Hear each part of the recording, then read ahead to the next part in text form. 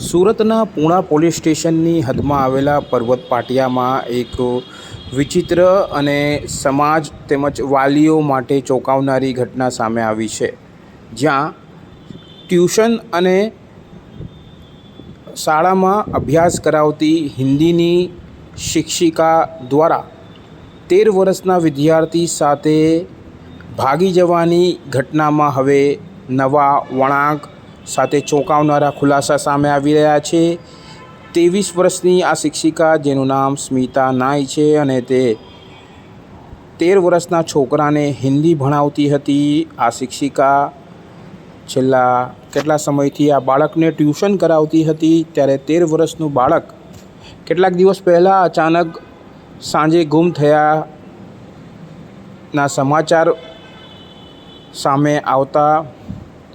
વાલીએ આ અંગે પૂણા પોલીસનો સંપર્ક કર્યો હતો, જ્યાં પોલીસે રાજસ્થાન બોર્ડર પરથી બસમાં આ શિક્ષિકા સાથે 13 વર્ષના એ છોકરાને લઈ આવી હતી અને આ શિક્ષિકાની પોક્સો હેઠળ અટકાયત કરી હતી, જ્યાં શિક્ષિકાએ 13 વર્ષના બાળક સાથે શારીરિક સંબંધો બાંધ્યા હોવાનું પણ ચોંકાવનારો ખુલાસો સામે આવ્યું હતું। હાલ સુધી આવી ઘટનાઓમાં ક્યાંક ને ક્યાંક છોકરીઓ પર અત્યાચાર સામે આવતા હતા, પણ હાલ હવે આ ઘટનામાં 13 વર્ષના છોકરા સાથે શારીરિક સંબંધો બાંધી એક શિક્ષિકાએ પોતાની હવસનો શિકાર એક 13 વર્ષના કિશોરને બનાવ્યો છે, જેની પૂણા પોલીસે અટકાયત કરી છે। આટલું જ નહીં, પણ સૌથી વધુ ચોંકાવનારું એ છે કે આ શિક્ષિકાની રિમાન્ડ દરમિયાન વધુ તપાસ કરતાં તેને 5 મહિનાનો ગર્ભ પણ છે, એટલે કે પ્રેગ્નન્ટ હોવાનું ચોંકાવનારો ખુલાસો સામે આવ્યું છે।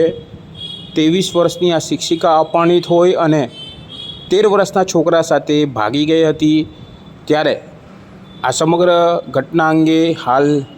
પૂણા પોલીસે વધુ તપાસ હાથ ધરી છે અને જે રીતે આ શિક્ષિકા પ્રેગ્નન્ટ છે, ત્યારે તેના ગર્ભમાં આ બાળક કોનું છે તે અંગે DNA તપાસ થશે। સાથે આ અંગે પોલીસ અધિકારીઓ વધુ તપાસ કરી રહ્યા છે। આપણે આ અંતર્ગત DCBને સાંભળીએ કે તેઓ શું કહે છે। तारीख 25/4/2025 को पुणे पुलिस स्टेशन में BNS की धारा 137(2) के तहत जो हमने किडनैपिंग का केस दर्ज किया था, जिसमें एक शिक्षिका और एक लड़का जो फरार हो गए थे।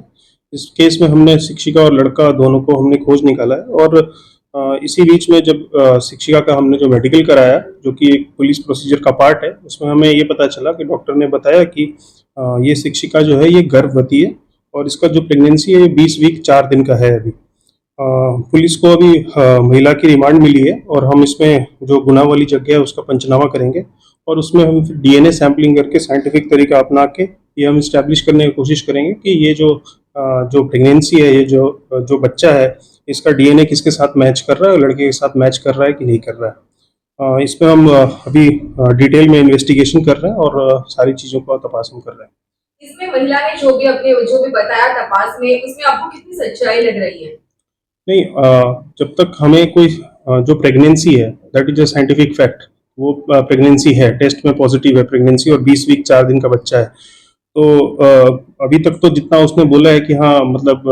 उसने बोला है कि ये बच्चा है जो है वो उस लड़के के साथ जो सेक्सुअल इंटरकोर्स हुआ उसके कारण जो हुआ है, लेकिन अभी हम ये इस्टेब्लिश करना हमें पड़ेगा कि ये जो बच्चा है वो उसी का है या किसी और का है। इसके लिए हम DNA सैम्पलिंग के बिना हम बता नहीं सकते हैं। किशोर के साथ कोई पूछताछ हुई आपकी, उसका क्या कहना है? किशोर के साथ पूछताछ हुई तो यही पता चला है प्राथमिक में कि दोनों के बीच में प्रेम प्रसंग था और इस प्रेम प्रसंग में इन दोनों ने मिलकर ये किया। હાલ સુધી શિક્ષક કે શિક્ષિકાને માતા પિતા સમાન ગણવામાં આવતા હતા, પણ અહીં તો શિક્ષિકા પોતે એક વિદ્યાર્થીની બાળકની માતા બની ગઈ છે કે કેમ,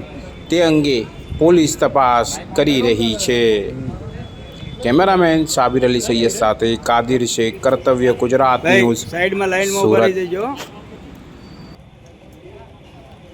અબુ ફોન નો ઘાલતો અંદર